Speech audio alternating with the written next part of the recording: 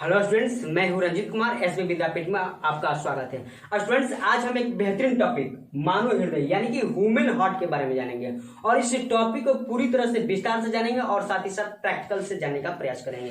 तो इसके बारे में थोड़ा बहुत कुछ इंपॉर्टेंट क्वेश्चन के बारे में बात कर लेते हैं। देखिए, हृदय प्रति मिनट 72 बार धड़कती है और धड़कते वक्त 1 मिनट में 70 ml रक्त का पंप करती है। और साथ ही साथ एक बात और बता दूं कि हृदय का जो निर्माण होता है मात्र 23 दिन में। जब बच्चे गर्भावस्था में होते हैं तो 23 दिन में इस बच्चे में हृदय का निर्माण हो जाता है।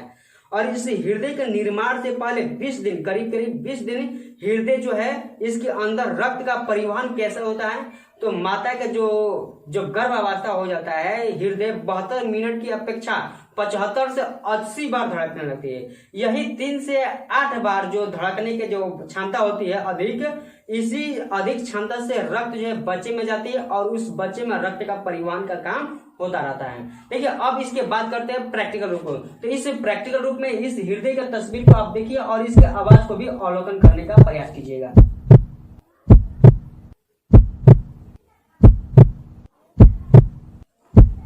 देखिए, आपने जिस आवाज को सुने, इस आवाज को साइंस के भाषा में लव डब की आवाज कहते हैं। इस आवाज को साइंस के भाषा में लव डब की आवाज कहते हैं। अब हम बात करते हैं हृदय की स्थिति के बारे में। देखिए, हृदय अत्यंत कोमल और मांसल संरचना होती है, एकदम अत्यंत कोमल और मांस वाला संरचना होती है जो हमारे वक्ष गुहा में स्थित होती है। हालांकि हमारे शरीर को 3 भागों में बांटा गया, पूरी शरीर को 3 भागों में बांटा गया, वक्ष गुहा, उदर गुहा और सिर गुहा। वक्ष गुहा का मतलब छाती वाले पार्ट, उदर गुहा का मतलब पेट वाला पार्ट और सिर गुहा का मतलब दिमाग वाले पार्ट। तो हमारा हृदय वक्ष गुहा में स्थित होता है और पसलियों के नीचे स्थित होती है। पसलियों की संख्या यहाँ पर 12 जोड़ी यानी कि 24 को पाई जाती है पसली के नीचे और दोनों फेफड़ों के बीच में स्थित होती है हृदय। हालांकि पूरी तरह से हृदय हमारे फेफड़ों के नीचे यानी कि बीच में स्थित न होकर थोड़ा सा लतरी साइड में यानी कि बाईं ओर झुकी रहती है। अब हम बात करते हैं हृदय के संरचना के बारे में। थोड़ा बहुत एक और टॉपिक बता देते हैं कि हृदय हमारा एक केंद्रीय पंप अंग है, यानी कि रक्त पर दबाव बनाकर पूरे शरीर में रक्त का परिसंचरण करने का काम करता है, यानी कि रक्त को पहुंचाने का काम करता है। इस रक्त परिसंचरण तंत्र का खोज विलियम हार्वे नामक वैज्ञानिक ने किया था। यानी कि रक्त पहुंचाने के लिए इस तंत्र के बारे में सबसे पहले पता विलियम हार्वे नामक वैज्ञानिक ने लगाया था। अब हम बात करते हैं हृदय के संरचना के बारे में। देखिए, हृदय का आकार 3 कोना होता है, मतलब त्रिभुज जैसा होता है। जो इसका ऊपर वाला पार्ट होता है चौड़ा होता है और जो नीचे वाला पार्ट होता है जो ये थोड़ा सा संकरा यानी कि पतली होती है। यही जो नीचे वाली पार्ट हृदय को होती है थोड़ा सा बाईं ओर झुकी रहती है, इसलिए हृदय को बीचों बीच न कहकर थोड़ा सा बाईं ओर झुका हुआ कहा जाए तो बेहतर रहेगा। और हम बात बता दें कि हृदय जो है चारों ओर से दोहरी पेरिटोनियम की झिल्ली से घिरी रहती है। यह पेरिटोनियम की दोहरी बाहरी चारों ओर से झिल्ली से घिरी रहती है। इस झिल्ली को हृदय आवरण यानी कि पेरिकार्डियम झिल्ली कहते हैं। इस पेरिकार्डियम झिल्ली के अंदर तरल पदार्थ भरा रहता है यानी कि द्रव भरा रहता है। इस द्रव को हम पेरिकार्डियल द्रव कहते हैं।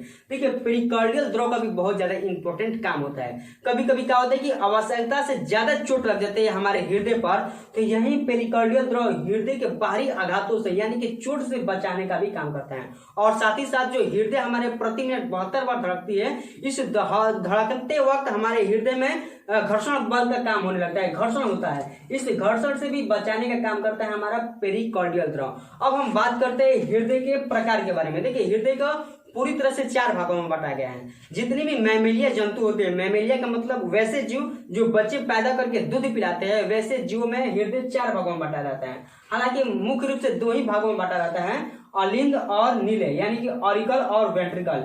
इसी अलिंद और नीले को 2 भागों में बांटा गया, दाया अलिंद बाया अलिंद, दाया नीले और बाया नीले। अब हम बात करते थे कि दोनों अलिंद, दाया अलिंद और बाया अलिंद एक दूसरे से एक पाइप से अलग रहती है। इस पाइप को हम सेप्टम कहते हैं। इस पाइप को क्या कहते हैं? सेप्टम। या फिर हम दूसरी भाषा में जानने का प्रयास करेंगे, इंग्लिश में सेप्टम कहते हैं। हिंदी में अलग करने वाले दाया और बाया अलिंद को अंतरा अलिंद भित्ति कहते हैं। अंतरा अलिंद भित्ति, अंतरा अलिंद भित्ति कहते हैं।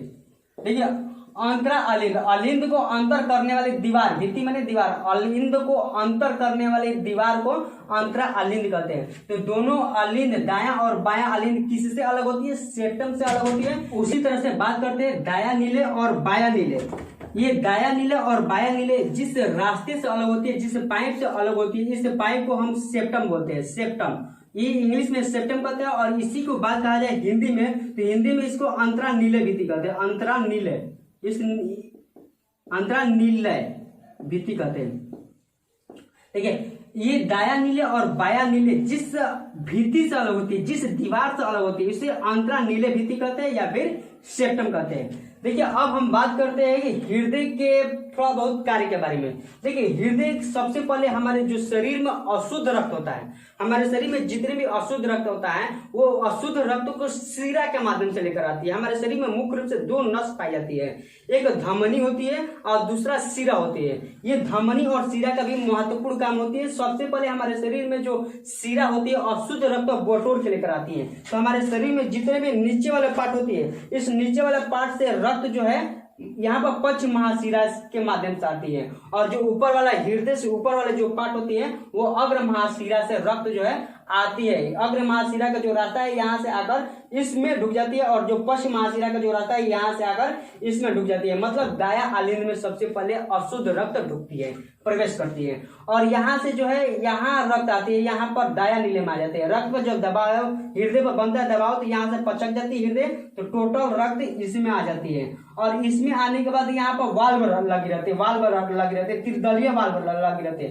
त्रिदलीय वाल्व का मतलब होता है वैसा आकृति जिसमें एक रास्ता होती है, उस रास्ते से आ जाती है लेकिन जाने का रास्ता कोई नहीं होती है। इस आकार को हम लोग त्रिदलीय कपाट कहते हैं। इस आकार को क्या कहते हैं? त्रिदलीय कपाट, यानी कि त्रिदलीय वाल्व कहते हैं। इसको इंग्लिश में ट्रीक्यूपिस्ट वाल्व कहते हैं। और ये वाल्व में जैसे ही रक्त यहाँ से यहाँ पर आ जाता है, तो यहाँ यानी कि दायां नीले से रक्त जो है इस रास्ते से होकर फेफड़ा में पहुंच जाता है। तो फेफड़ा में जैसे ही हम सांस लिए रहते हैं तो वहां पर ऑक्सीजन जो है हमारे फेफड़ा में आ जाती है। जो यहाँ पर अशुद्ध रक्त फेफड़ा में जाती है, अशुद्ध रक्त का मतलब कार्बन डाइऑक्साइड युक्त रक्त, माने रक्त में कार्बन डाइऑक्साइड रहेगा तो उस रक्त को अशुद्ध रक्त कहते हैं। तो हमारा रक्त जो है यहाँ से फेफड़ा में चली जाती है, और फेफड़ा में जाने के बाद ऑक्सीजन फेफड़ा में से रक्त में चली जाती है, और रक्त में से कार्बन डाइऑक्साइड फेफड़ा में चली जाती है। इस प्रकार पुनः रक्त जो है यहाँ से आ जाती है इस दीवार के माध्यम से इस वाले पार्ट में, यानी कि बायां आलिंद में आ जाती है। और जैसे ही बायां आलिंद पचकती है तो आ जाती है रक्त यहाँ पर आ जाती है, यानी कि बायां नीले में आ जाती है। और इस नीले वाले पार्ट से पूरे शरीर में यहाँ से रक्त पहुंचाने का काम हो जाता है। तो हम इस टॉपिक को पूरी तरह से प्रैक्टिकल जानेंगे। इस प्रैक्टिकल जानने से पहले हम बात करते हैं हृदय का औसतम भार कितना होता है।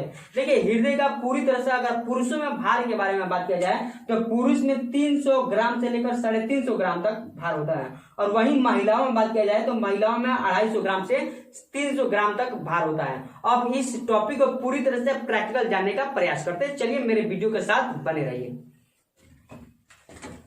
तो चलिए अब हम इसके प्रैक्टिकल कार्य के बारे में बात करते हैं। देखिए सबसे पहले हृदय हमारे शरीर के सभी भागों से अशुद्ध रक्त को, मतलब कार्बन डाइऑक्साइड सहित रक्त को अग्र महाशिरा और पश्च महाशिरा के माध्यम से दायां आलिंद में लेकर आती है। जैसे ही दायां आलिंद में लेकर आती है तो हृदय पचकती है, तो पचकने के बाद हमारा रक्त त्रिदलीय कपाट के माध्यम से दायां नीले में पहुंच जाती है और पुनः दायां आलिंद में नहीं आ पाती है। यहाँ से रक्त पर दबाव बनने के बाद पूरा रक्त इस माध्यम के सहायता से फेफड़े में पहुंच जाती है, और जैसे ही फेफड़े में पहुंचती है तो फेफड़े में आया हुआ ऑक्सीजन रक्त में मिल जाती है, और रक्त में उपस्थित कार्बन डाइऑक्साइड पुनः फेफड़ा में पहुंच जाती है।